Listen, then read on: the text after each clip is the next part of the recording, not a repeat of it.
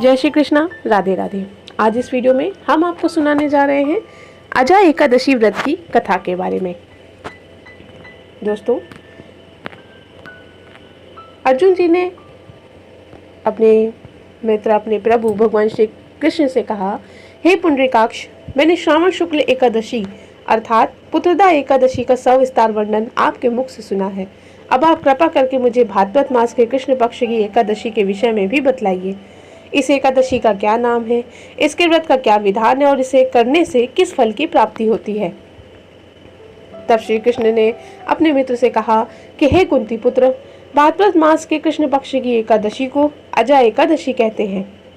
इस व्रत को करने से सभी पाप नष्ट हो जाते हैं।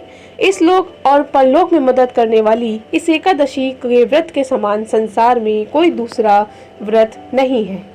अब मैं तुम्हारी प्रेम वश होकर इस एकादशी व्रत की कथा तुम्हें सुनाने जा रहा हूँ, सो उसे ध्यान पूर्वक सुनो। अजा एकादशी व्रत की कथा इस प्रकार है। इस एकादशी का महात्म श्रवण करके आप अपने को कृतज्ञ कीजिए।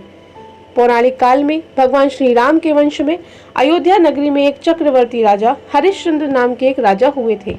ये राजन अपनी सत्यनिष्ठा और ईमानदारी के लिए विश्व प्रसिद्ध थे। एक बार देवताओं ने इनकी परीक्षा लेने के लिए एक योजना बनाई। राजा ने स्वप्न में देखा कि ऋषि विश्वामित्र को उन्हें अपना राजपाट दान कर दिया है। सुबह विश्वामित्र वास्तव में उनके द्वार पर आकर कहने लगे कि तुमने स्वप्न में मुझे अपना राज्य दान कर दिया है। राजा ने सत्यनिष्ठ व्रत का पालन करते हुए संपूर्ण राज्य विश्वामित्र को ही सौंप दिया। दान के लिए दक्षिणा चुकाने हेतु राजा हरिश्चंद्र को पूर्व जन्म के कर्म फल के कारण पत्नी, बेटा और खुद को भी बेचना पड़ा। हरिश्चंद्र को एक डोम ने खरीद लिया जो शमशान भूमि में लोगों के दाह संस्कार के काम करवाता था।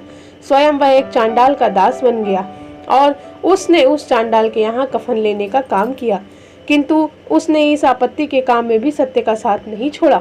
जब इस प्रकार से कई वर्ष बीत गए तो उन्हें अपने इस नीच कर्म पर बड़ा दुख हुआ और इससे मुक्त होने का उपाय खोजने के लिए वे प्रयास करने लगे। वे सदैव इसी चिंता में रहने लगे कि मैं क्या करूं, किस प्रकार इस नीच कर्म से मैं मुक्ति पाऊं। एक बार की बात है, वो इसी चिंता में बैठे थे कि गौतम ऋषि उनके पास पहुंचे। हरिश्चंद्र ने उन्हें प्रणाम किया और अपने सारे दुख भरी कथा उन्हें सुनाई। राजा हरिश्चंद्र की दुख भरी कहानी सुनकर महर्षि गौतम भी बहुत दुखी हुए और उन्होंने राजन से कहा कि हे राजन, भादो मास के कृष्ण पक्ष की एकादशी का नाम अजा है।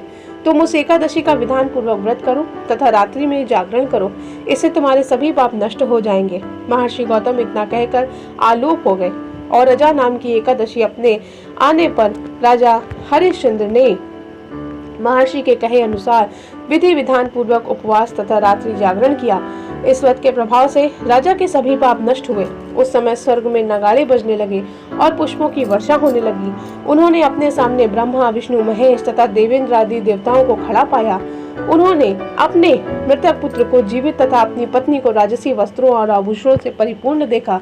व्रत के प्रभाव से राजन को पुनः अपने राज्य की प्राप्ति हुई। वास्तव में एक ऋषि ने राजा की परीक्षा लेने के लिए सारा कौतुक किया था, परंतु अजा एकादशी के व्रत के प्रभाव से ऋषि द्वारा रची गई सारी माया क्षण भर में समाप्त हो गई और अंत में राजा हरिश्चंद्र को अपने परिवार सहित स्वर्ग लोक का वास मिला। हे राजन, यह सब अजा एकादशी के व्रत का ही प्रभाव था। जो मनुष्य इस उपवास को विधान पूर्वक करते हैं तथा रात्रि जागरण करते हैं, उनके सभी पाप नष्ट हो जाते हैं और अंत में वे स्वर्ग को प्राप्त करते हैं।